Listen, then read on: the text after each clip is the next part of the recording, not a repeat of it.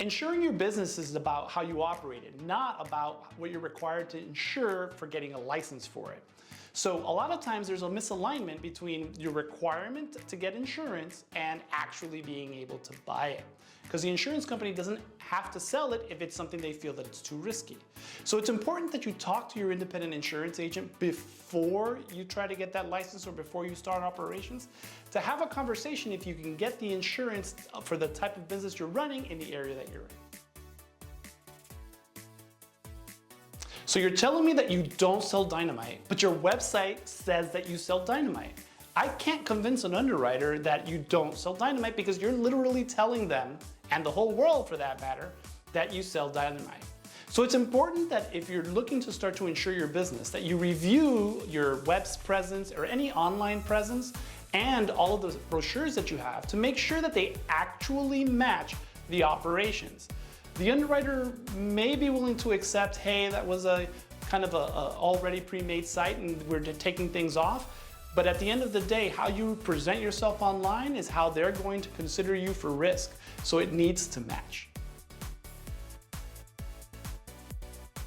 One of the first things we do when you call us is look you up at the Division of Corporations. And if we can't find you, that means our underwriters can't find you.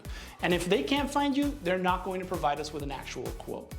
What that means is that your business needs to be set up, not fully operational. You don't have to actually be selling or doing anything, but the corporation needs to be set up, your location needs to be set up, and these decisions need to be made so we can provide them to the underwriter and they can be verified.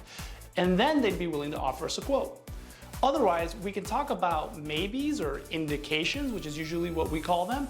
And an indication is going to be a range which may not necessarily give you the information that you're looking for, because sometimes the range is from 1,000 to 10,000 depending on the specifics once they're set in stone.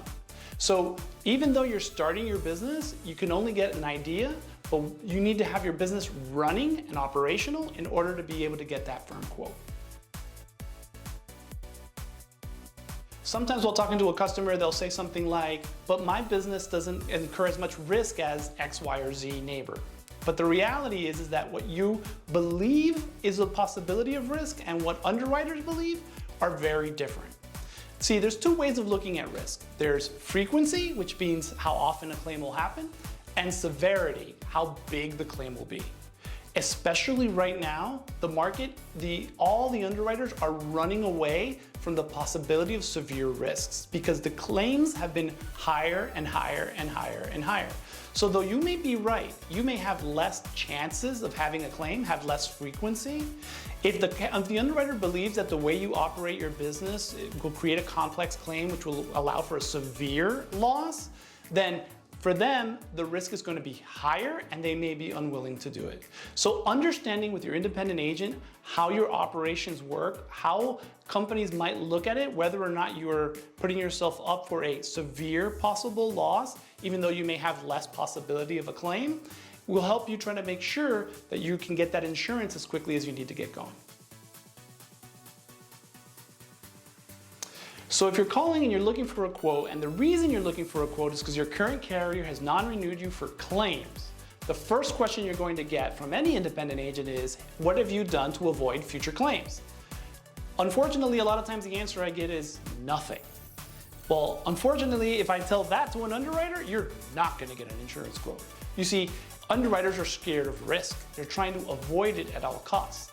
Now, the fact that you had a claim doesn't mean you're uninsurable, as long as you have a plan to avoid that same thing in the future. And there are lots of ways of doing that. Some of it's going to be contractual, talking to a lawyer to make sure that you're passing off the risk to other people. Some of it could be changing the way you do operations.